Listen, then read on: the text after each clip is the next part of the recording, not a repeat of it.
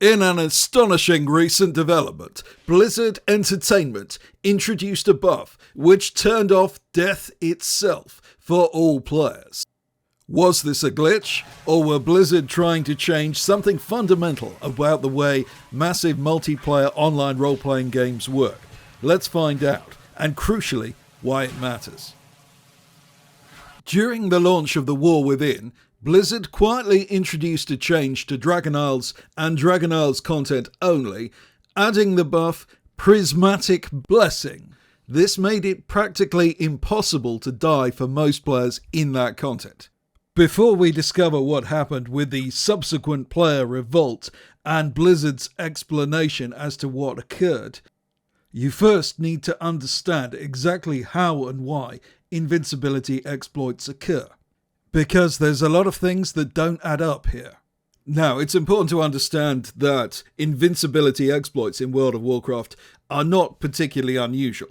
There are several long-standing issues. I actually have an amazing exploit that allows you to instantly phase in and out of combat in the Undermine, effectively making you invincible. That one is way too valuable right now for me to release publicly, but it's on my Patreon for the curious. However, I can talk about other invincibility exploits that have occurred historically, and some even that are public and active. We need to look at how invincibility glitches occur, because I don't think that what happened with Prismatic Blessing was one. I think Blizzard did this deliberately, or at very least let it go deliberately, because it is so fundamentally different from how invincibility exploits appear and are treated normally. You may have noticed, if you've ever exited a battleground with a lot of debuffs on your character, that you cannot die whilst riding a griffin or other taxi. Blizzard often forgets how this works, and when they implement a quest which uses the same internal logic as flight paths, they often forget to remove the invulnerability if you port out of the flight path in some way. This exploit I'm demonstrating from Shadowlands involved exploiting a quest on a stagecoach. You can see here which uses the same code as a conventional flight path. If you ported out of the stagecoach into a battleground, a specific battleground, you became de facto invincible. It was an awful lot of fun. There's a two-person glitch which is still active in-game that I published some time ago. One character enters a scenario and issues an invite to another player.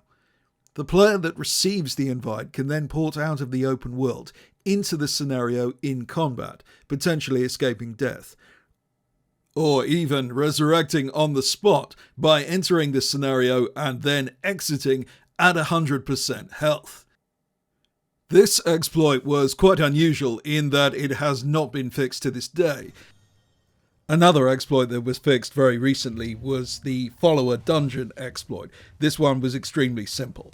Every time you got into combat, if you wanted to escape, then you simply entered a follower dungeon. Yes, it was actually that simple.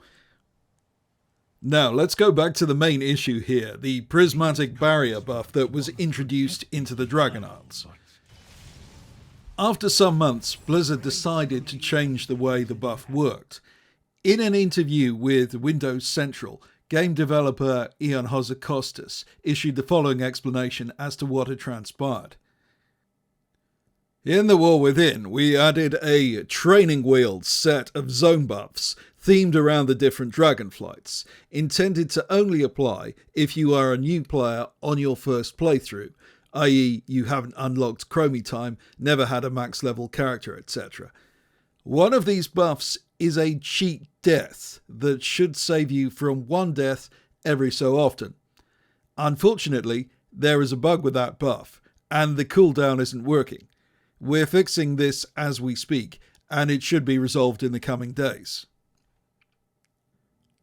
I have one problem with this statement, and that's that it's probably bullshit. There are a number of things that don't add up here.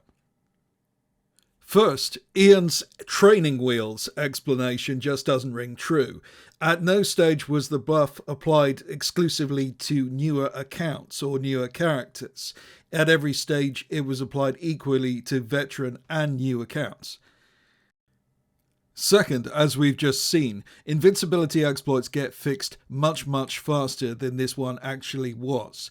The one exception with the scenario exploit is something that Blizzard clearly don't care about and haven't attempted to fix at all, because it doesn't affect competitive content.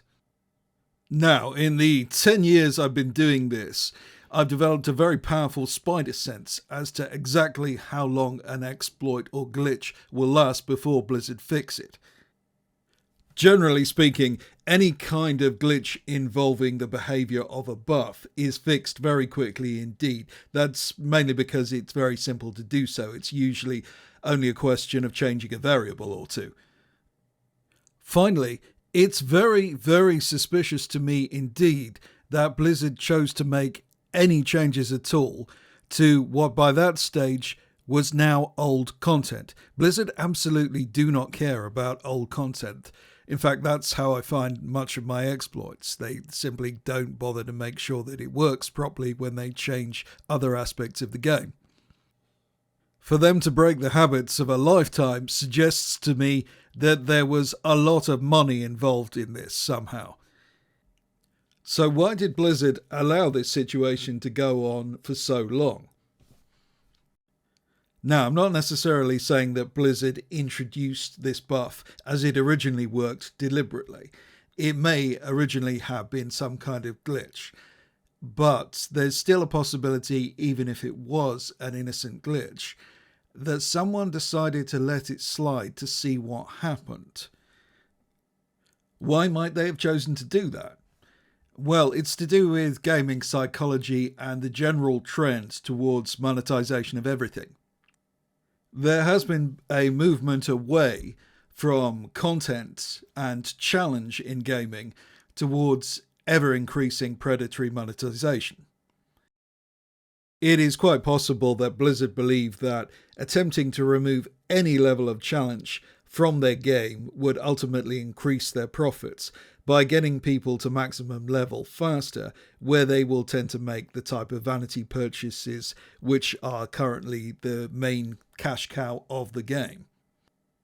If that was their intention, it clearly didn't work, because the feedback on the forums was one of protest and opposition to this change, with multiple respondents expressing dissatisfaction at the lack of challenge offered by Dragon Isle's content at that time.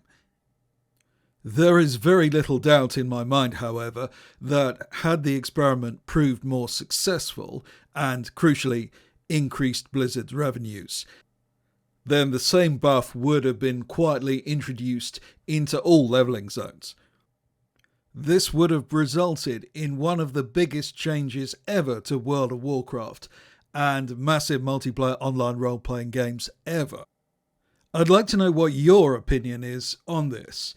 Do you think Blizzard were onto something here? Would you prefer a more casual and accessible leveling experience? Is death actually necessary or an integral part of the leveling process, or indeed World of Warcraft altogether?